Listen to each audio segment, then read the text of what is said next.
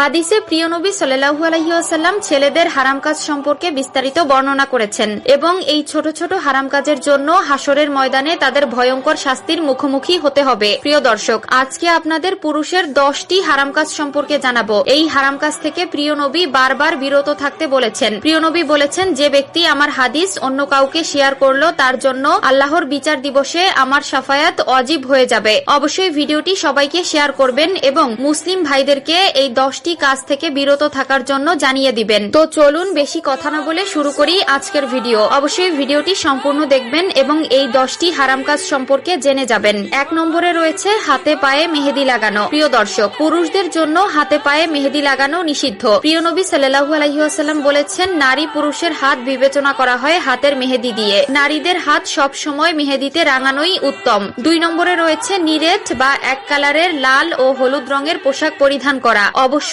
পোশাকের ক্ষেত্রে এই বিষয়ে সতর্ক থাকবেন। 3 নম্বরে রয়েছে ফ্যাশনের জন্য নাক কান ফোরানো। আজকাল অনেক ছেলেদেরকে দেখা যায় নাক কান ফোরানোর মাধ্যমে নিজেকে স্মার্ট দাবি করে, যা ইসলামে একদম নিষিদ্ধ ও পুরুষদের জন্য হারাম কাজ। অবশ্যই এ বিষয়ে সতর্ক থাকবেন। 4 নম্বরে রয়েছে প্রাপ্ত বয়স্কদের হাফ প্যান্ট পরা। হাফ প্যান্ট বলতে হাঁটুর উপরের কাপড়কে বোঝানো হয়েছে। 5 নম্বরে রয়েছে চুল দাড়িতে কালো রং করা। প্রিয় দর্শক, আজকাল অনেক পুরুষদেরকে দেখা যায় চুলে দাড়িতে কালার করতে, যা ইসলামে একদম নিষিদ্ধ ও হারাম কাজ। বয়সের সাথে সাথে চুল দাড়ি সাদা হয়ে যাবে, এটাই প্রকৃতির নিয়ম। কিন্তু প্রকৃতির এই নিয়মকে তুচ্ছ করে নিজেকে অন্য রূপে বানানো ইসলামে জায়েজ নয়। অবশ্যই এ বিষয়ে সতর্ক থাকবেন। 6 নম্বরে রয়েছে স্বর্ণ ব্যবহার করা। পুরুষদের জন্য স্বর্ণ ব্যবহার করা জায়েজ নয়। অবশ্যই এ বিষয়ে সতর্ক থাকবেন এবং এই হারাম কাজ থেকে নিজেকে বিরত রাখবেন। 7 নম্বরে রয়েছে টাকনুর নিচে প্যান্ট পরা অথবা জুব্বা পরিধান করা। 8 নম্বরে রয়েছে সিল্কের কাপড় পরিধান করা। প্রিয় দর্শক, আরো একবার বলেছিলাম, পোশাকের ক্ষেত্রে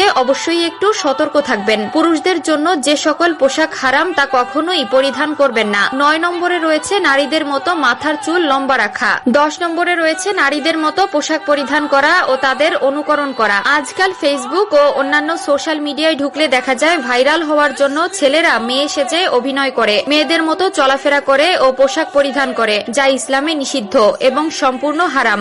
এই সকল লোক কখনোই আল্লাহর নবীর শাফায়াত পাবে না। আল্লাহ পুরুষকে পুরুষের মর্যাদা দিয়েছে এবং নারীকে নারীর মর্যাদা দিয়েছে, তাই আল্লাহ যাকে যেমন বানিয়েছে তাতেই শুকরিয়া করা উচিত। আল্লাহ আমাদের সবাইকে সঠিক বুঝ দান করুক, আমিন।